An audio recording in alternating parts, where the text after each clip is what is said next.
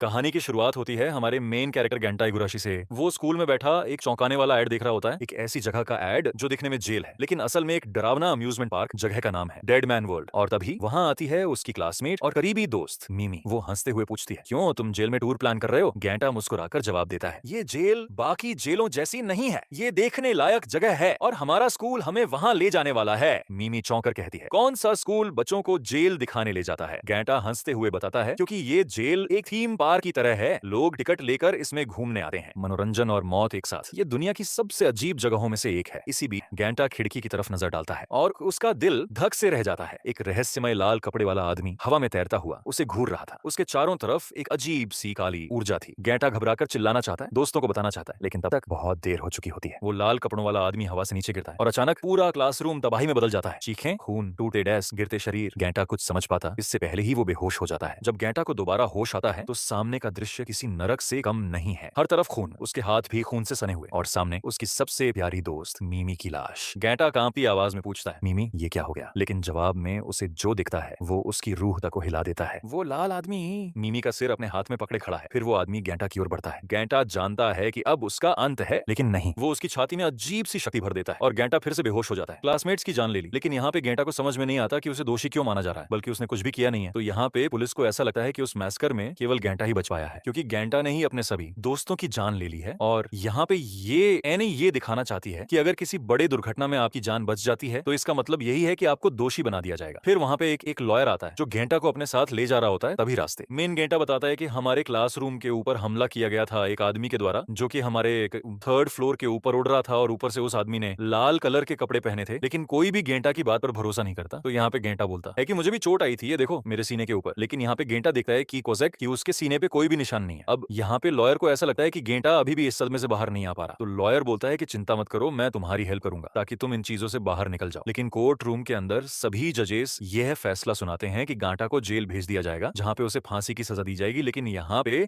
गांटा इस चीज को मानने के लिए तैयार नहीं था कि उसे जेल भेजा जाएगा। वो बार बार बोलता रहता है कि मेरी कोई गलती नहीं तो नहीं थी। तभी कुछ के पेरेंट्स के बच्चे वहां पे आ जाते हैं और वह गेंटा को लगातार पीट रहे होते हैं। तब वहां पे मिमी के फादर भी आते हैं और वो लगातार गेंटा को पीट रहे होते हैं। और तभी मिमी के फादर का फोन जब नीचे गिरता है तो वहां पे एक वीडियो चलना स्टार्ट हो जाता है, जहां पे गेंटा लॉयर के साथ बातें कर रहा होता है और लॉयर को बताता है कि ये सब चीजें मैंने ही की थी, क्योंकि मुझे पता था कि मेरी एज अभी 18+ नहीं है, तो कोई भी मेरी बात पे यकीन नहीं करेगा और मुझे इनोसेंट ही समझेगा। इसलिए पहले तो मैंने अपने सभी दोस्तों की जान ले ली और बाद में जिस वेपन से मैंने उनकी जान ली थी उसको मैंने कहीं छुपा दिया है। और अब यहाँ पे गेंटा समझ जाता है कि उसे फंसाया जा रहा है, लेकिन अब कोई भी उसकी बात पे यकीन नहीं करेगा और उसे जेल जाना होगा। और यहाँ वंडरलैंड में हम एक लड़की को देखते हैं जिसने एक व्हाइट कलर का कॉस्ट्यूम पहना हुआ है। यहाँ पे ये लड़की गाना गा रही होती है और तुरंत ही उसको एहसास होता है कि गेंटा यहाँ पे आने वाला है। और इसके बाद ये लड़की बोलती है कि बहुत जल्द हम मिलेंगे। और यहाँ पे हम देखते हैं गेंटा को, जिसको डेडमैन वंडरलैंड के अंदर भेजा जा रहा है। तो कई साल पहले टोक्यो के अंदर एक अर्थक्वेक आया था, जिसकी वजह से इनका इकोनॉमी बहुत ही ज्यादा डूब गया। तब अपनी इकोनॉमी को रिवाइव करने के लिए जापान ने एक तरीका ढूंढा। उन्होंने एक डेडमैन वंडरलैंड का एक ऐसा जेल बनाया ताकि लोग वहां पे आकर के घूम सके, क्योंकि एक ऐसा जेल जहां पे आप घूम सकते हैं, इसके बारे में जैसे ही लोगों को पता चलेगा लोग अपने आप ही आएंगे इस जेल को देखने के लिए। और दूर दूर से जब लोग इस जेल को देखने के लिए आएंगे तो जापान का जो रेवेन्यू है वो बढ़ जाएगा। और ये एक प्राइवेट जेल है जिसके अंदर गेंटा जैसे ही एंटर करता है तुरंत ही उसको वहां की कॉस्ट्यूम पहना दी जाती है, स्कोयाकिगची। उसके बाद एक वार्डन वहां पे आती है जिसका नाम मकीना है।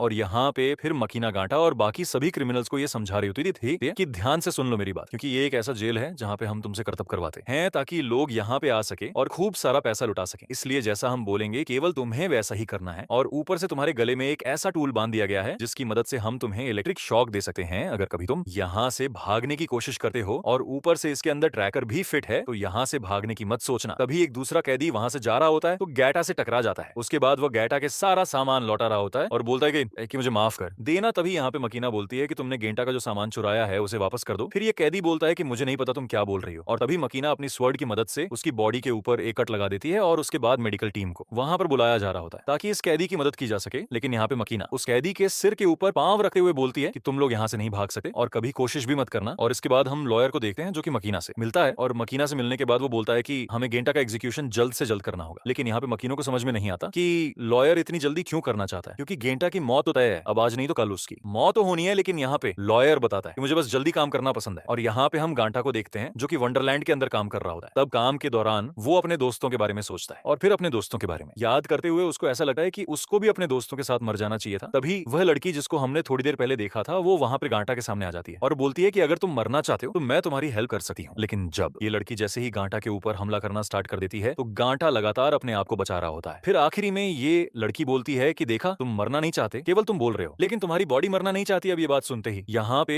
गांटा ध्यान से देखने लगता है इस लड़की को और फिर इस लड़की को देखने के बाद गांटा को कहीं ना कहीं अपनी दोस्त निमी की याद आने लगती है। तो यहाँ पे वह लड़की का नाम पूछता है लेकिन लड़की अपना नाम नहीं बताती है और बोलती है कि तुम और मैं अच्छे दोस्त बन सकते हैं, मुझे पता है तुम्हारा नाम। तो यहाँ पे गांटा सोचने लगता है कि इस लड़की को मेरा नाम कैसे पता। और तभी ये लड़की बोलती है कि मुझे तुम पे विश्वास है कि तुमने अपने दोस्तों की जान नहीं ली होगी। अब ये दोनों आपस में